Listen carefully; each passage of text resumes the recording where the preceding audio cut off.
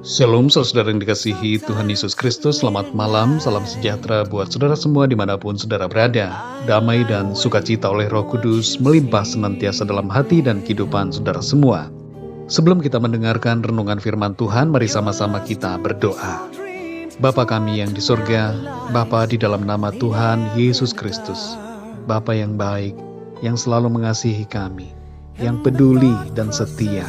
Terima kasih untuk kemurahan-Mu, berkat dan perlindungan-Mu di sepanjang hari ini.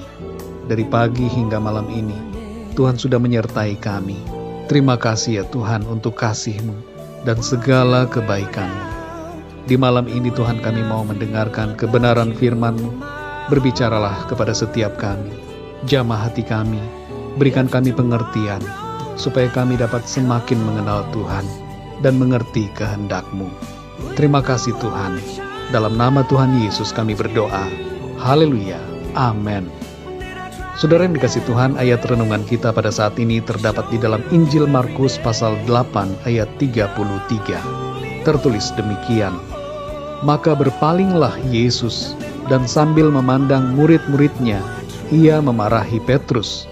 Katanya, "Enyahlah iblis, sebab engkau bukan memikirkan apa yang dipikirkan Allah, melainkan apa yang dipikirkan manusia." Saudara yang dikasihi Tuhan, kelihatannya apa yang diutarakan oleh Petrus merupakan hal yang sangat wajar. Ia tidak ingin penderitaan terjadi atas diri Tuhan Yesus. Tapi rupanya pemikiran Petrus berlawanan dengan rencana Tuhan.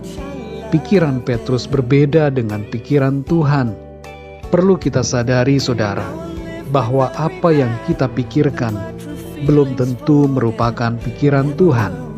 Kita perlu menyelami dan mengerti apa yang dikehendaki oleh Tuhan atas diri kita. Tuhan Yesus menegur Petrus, karena memang jalan salib itu harus ia tempuh. Secara pribadi saudara, kita seringkali menghindari salib dan memilih kesenangan dan kebebasan menurut keinginan diri kita sendiri. Salib memang nampaknya tidak enak, tapi salib itulah yang justru membawa kepada kemuliaan.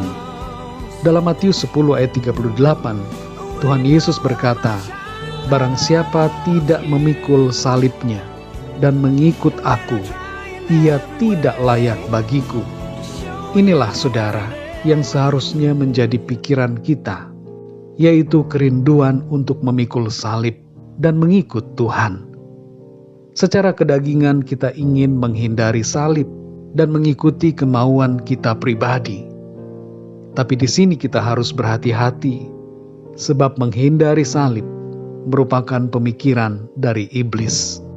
Itu sebabnya Tuhan menegur Petrus dengan begitu keras, dengan mengatakan, "Enyahlah iblis." Bukan karena Petrus